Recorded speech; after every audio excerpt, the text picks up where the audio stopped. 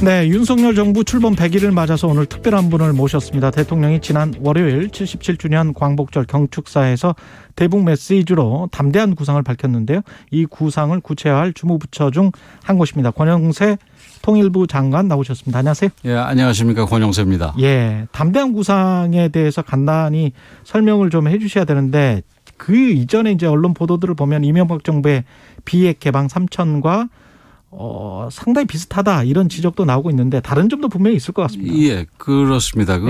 우선 지금 안보 관련 부서에서 우리 대통령을 돕는 분들 중에 이명박 정부에서 일했던 분들이 조금 있다 보니까 뭐 나오는 내용에도 결국은 같은 보수 정부고 같은 사람들이 하니까 비핵 개방 3천에 유사한 그런 내용 아니냐 이렇게들 얘기를 많이 하시는데 사실 굉장히 다릅니다.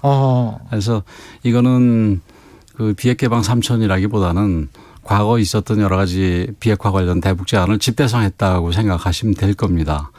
그리고 특히 이제 우선 비핵 개방하고 비핵 개방 3천과 가장 큰 차이는 비핵 개방 3천은 주로 이렇게 경제 쪽에 유인책에 대부분을 두고 있다면은 이 지금 담대한 구상 같은 경우는 경제뿐만이 아니라 군사 정치 즉 소위 이 북한의 어떤 체제 안전 사실은 그게 실제 존재하지는 않죠. 우리나 미국이 북한을 갖다가 공격할 일은 없으니까. 그러나 어쨌든 자기들이 핵 개발하는 이유가 미국에 의한 체제 위협 때문이라고 얘기하니까 그 부분에 대해서도 우리가 다룬다는 차원에서도 전혀 다르고 또 비핵 개방 3천 같은 경우는 먼저 비핵화를 하고 오면은 그다음에 이 연소득 3천불을 만들어 주겠다 이런 내용이지만 이 지금 담대한 구상의 경우에는 여러 가지 경제적인 유인책들이 이 북한의 어떤 비핵화 단계에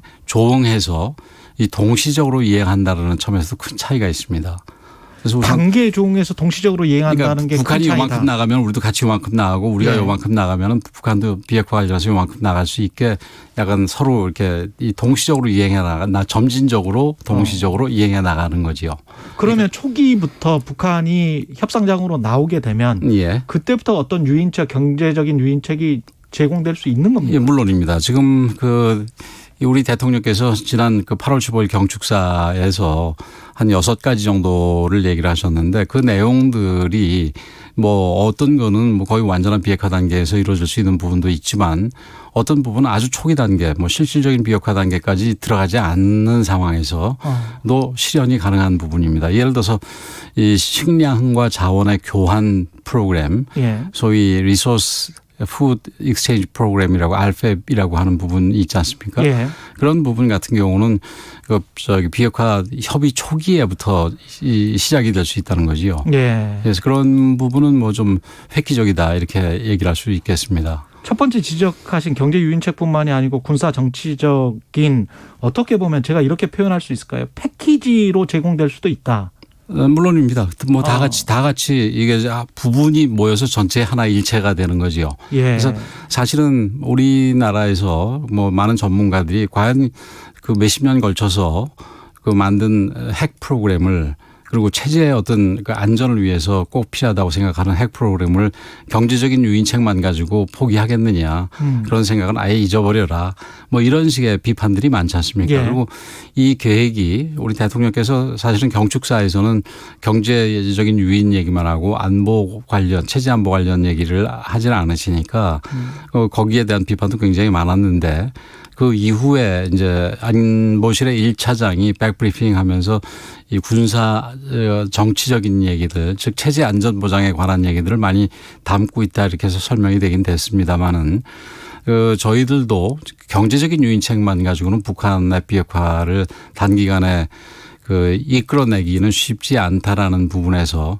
정면으로 이 북한이 어쨌든 표면적으로 얘기하는 핵 개발의 이유가 되는 그런 체제 안전 보장 문제를 정면으로 다뤄줘야 된다라는 생각에서 포함을 시켰습니다. 예를 들어서 군사적으로는 군사적인 긴장을 완화해서 점진적으로 경제적인 조치와 비핵화 단계가 진전이 됨에 따라서 나중에는 군사적인 신뢰 구축까지 돼서 뭐 군사 훈련 과정에서 서로가 상대방에 통보하고 서로 참관도 하는 뭐 이런 정도까지 갈 수가 있고요. 예를 들면은. 예. 그다음에 이제 평화와 그러니까 정치적인 부분에 있어서는 평화 체제를 확보하기 위해서 과거에 우리가 정전 체제를 정전 협정과 더불어서 정전 협정을 담보하기 위해서 여러 가지 정전 체제들이 있지 않습니까? 뭐 중립국 감독위원회부터 시작해서 여러 가지 조치들이 있는데 그거와 비슷하게 그리고 그보다 훨씬 더 어떤 평화 체제를 담보하는 내용들이 담긴 그런 평화 체제도 점진적으로 비핵화 단계에 맞춰서 진행이 될 수가 있다. 왜냐하면 그렇게 해야지 사실 이 북한에서 지금 수십 년 개발해서 자기네 체제 안전을 위해서 만든 핵을 포기를 하지 그런 평화나 안전이 담보되지 않는 상태에서 쉽사리 포기할 거라고 보기 어렵지 않습니까? 그래서 그 부분은 우리가 이 고려를 해야 된다. 그리고 다뤄줘야 된다 이렇게 생각을 하는 거죠. 우리 입장에서는 굉장히 담대한 구상이고 담대한 제안이라고 볼 수도 있는데 만약 이제 구체적으로 실행이 된다면 근데 늘 지난 정부들에서도 보면 미국이 얼마만큼 동의를 해줄 것이냐 미국이 우리의 주도권을 얼마만큼 양호해 줄 것이냐 거기에 관한 고민이 있을 것 같은데요. 과거에 특히 지난 정부에서 한미 관계가 그렇게 돈독하지 않았을 때는 사실은 그런 지금 말씀하시는 것 같은 고민들이 있습니다. 그런데 지금 새 정부 들어서 뭐 불과 좀 오늘이 이제 한 100일 정도 되는 날 아니겠습니까? 그 사이 한미 관계에 있어서는 엄청나게 변화가 있었습니다. 그래서 지난번에 바이든 대통령이 방한하셨을 때도 우리 대통령께서 담대한 구상에 대해서 아주 기초적인 얘기를 했을 때 전폭적으로 지지하신다는 말씀을 했고 또 엊그저께 이제 대통령께서 경축사에서 담대한 구상의 일단을 얘기를 하면서 담대한 구상을 제안을 했을 때 미 국무에서 즉각적으로 강력하게 지지한다라는 얘기가 나왔거든요. 그 얘기는 이 대통령께서 이 제시하신 몇 가지 안만 하더라도 그게 실현되기 위해서는 유엔의 제재가 면제 또는 유예가 되는 부분입니다. 돼야 되는 부분입니다.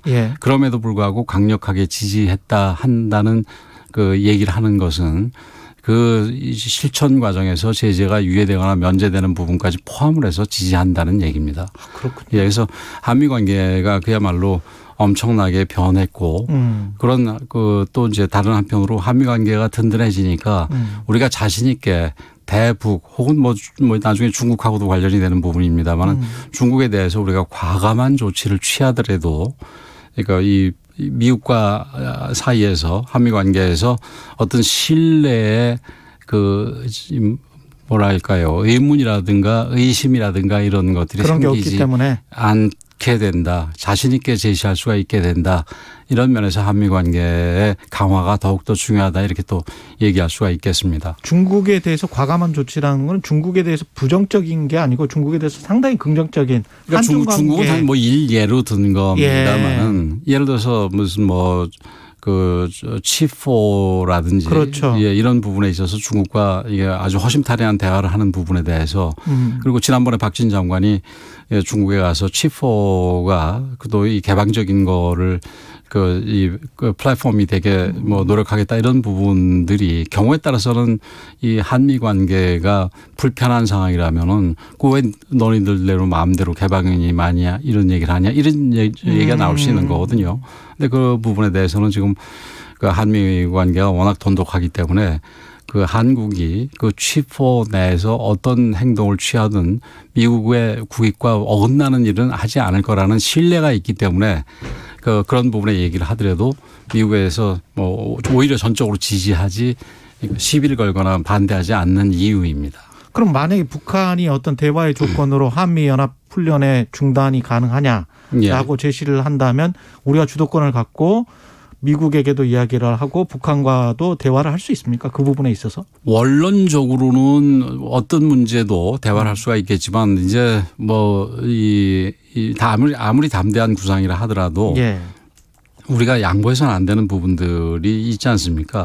그래서 몇 가지 부분이 있는데 그중에서 한미 연합훈련 과 이제 뭐 기타 몇 가지 부분들이 있을 텐데 생각할 수 있는 부분들이 우선 한미 연합훈련 같은 경우 순수하게 방위 훈련이기 때문에 그래서 아까 예를 제가 잠깐 들었습니다만 북한도 군사훈련을 할 거고 아무리 실내 구축이 돼 있다 하더라도 예. 국가가 군대를 유지하고 있는 한 군대를 아예 없애면 몰라도 유지하고 있는 한 훈련은 있어야 될 거 아니겠습니까? 예. 그런 부분에서 훈련은 각자 하되 그 대신에 그 훈련이 순수하게 방어적인 훈련이라는 부분이 서로 양해가 될 수 있는 상황까지 만드는 게 군사적인 실내 구축이라고 생각하시면 될 것 같습니다. 그렇기 때문에 훈련의 시기라든지 종류라든지 이런 걸 상대방에게 통보하고 나중에 신뢰가 상당히 구축이 되게 되면은 이 군사 훈련하는 거 당신도 저기 참관단을 만들어서 와서 봐라.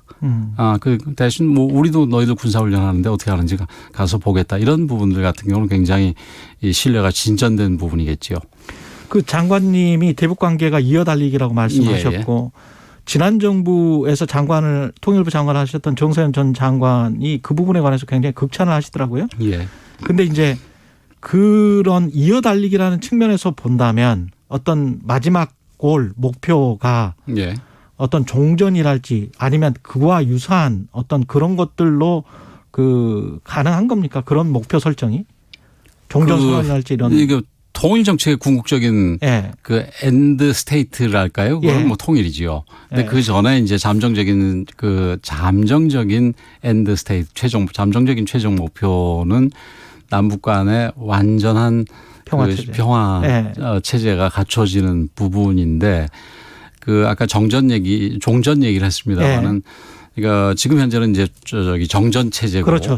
정전 체제인데 이제 완전히 평화 협정으로 넘어가는 건 모를까? 종전 선언이라든가 종전 체제로 가는 부분에 대해서는 저는 그렇게 필요한 부분이라고 보고 있지는 않습니다. 예. 근데 이어달리기라는 부분은 기본적인 구조들 이런 부분에 있어서 어느 정부든 이 남북 관계에 있어서 평화를 바라고 통일을 바라고 이런 부분이기 때문에 아주 이 세부적인 부분에서 차이가 있을 수는 있지만 큰 방향에서는 같다라는 점에서 이 같은 부분을 좀 더 많이 보자. 차이점에 주목하지 말고 같은 부분을 많이 보자. 이런 부분입니다. 그래서 예를 들면은 지금 담대한 구상 중에 나오는 몇 가지 중에서 뭐 병원 현대화 작업이라든지 농업 관련 협력이라든지 이런 부분들은 사실은 과거 정상회담이나 다른 회담 중에서 이미 합의를 했던 부분입니다. 예. 그래서 그런 요소들을 저희들이 뽑아다 쓴 겁니다. 그렇군요. 예. 담대한 구상 안에 혹시 인사청문회에서 태영호 의원이 그런 질의를 했단 말이죠. 문재인 전 대통령을 대북 특사 역할 하는 것. 그런 것도 좀 포함 구상을 하고 계십니까? 이 담대한 구상이 실천해 나가는 과정에서는 뭐 수많은 고위급 회담이 있어야 되고 그 과정 중에 또 좀 어려움이 있다면 특사로 풀어야 될 부분도 있고 그래야 되겠지요. 예. 근데 이제 구체적으로 지금 현재 단계에서 그런 특사를 생각을 하고 있고 특사를 보내는 문제를 생각하고 있고 또 그 특사를 누구를 보내야 될지에 대해서 생각하고 이런 부분은 아직은 조금 이른 상황입니다. 하지만 가능한 옵션 중에 하나다. 누구라도 제한을 두지 않고 도움이 된다면. 예. 그 상황을 풀어나가는데 그리고 남북 관계에 있어서 어떤 새로운 돌파구를 만들거나 새로운 도약을 하는데 필요한 그 상황이라면 그리고 인물이라면 그거는 가리지 않고 열어둔 상태에서 특사를 보내거나 선정하거나 해야 될 거라고 봅니다. 북한과의 지금 공식 비공식 커뮤니케이션 채널이 가동이 되고 있나요? 공식 채널은 소위 연락사무소 채널을 비롯해서 몇 군데가 있습니다마는 그 채널을 통해서 이 오고 가는 내용들은 아주 기초적인 수준입니다. 그래서 그런 부분이 사실은 조금 아쉽고요.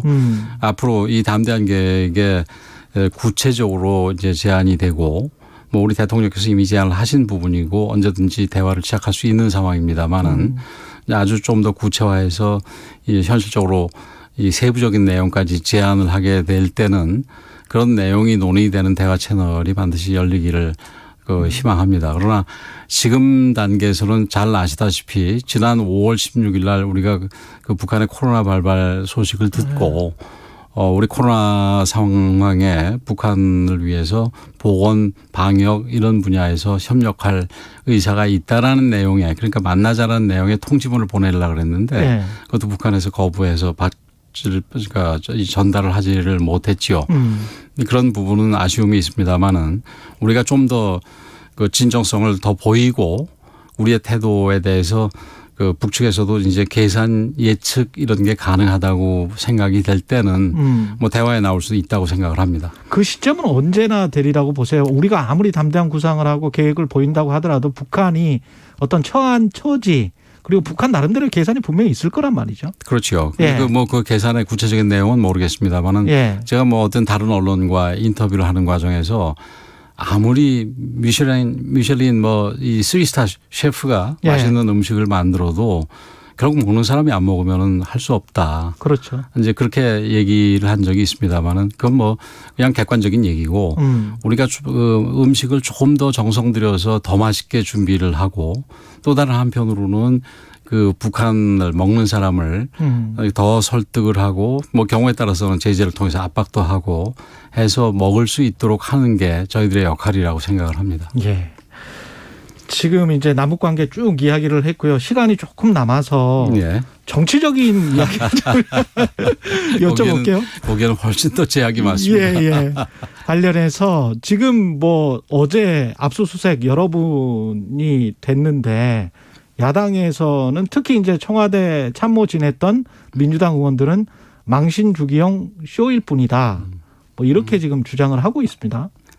글쎄요. 그 지금 현재 수사 중인 부분에서 그 행정부처 장관으로서 언급을 하는 게 적절하지는 않은데 예. 아주 일반적으로만 말씀을 드리면은 그 단서가 나왔는데 그거를 외면하는 것도 또 그거는 뭐 직무유기가 되거나 예. 또 다른 범죄 내지는 범죄까지는 아니라도 불법이 될 수 있는 부분이기 때문에 그거는 뭐 원칙대로 가는 게 맞다고 생각이 됩니다.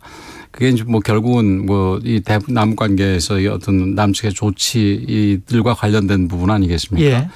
그래서 그런 부분에서 뭐 남북 관계가 굉장히 그 좀 특수한 분야이기 때문에 어떤 밀행성이 비밀성이 요구되는 부분은 있다 하더라도 그 형식만 비밀이지 내용에 있어서는 헌법과 법률에 맞아야 되는 겁니다. 그런데 만약에 헌법과 법률에 위배된 어떤 범죄 행위가 발견이 됐다면 드러났다면 예. 그 부분에 대해서는 또 다루는 게 국가의 의무입니다.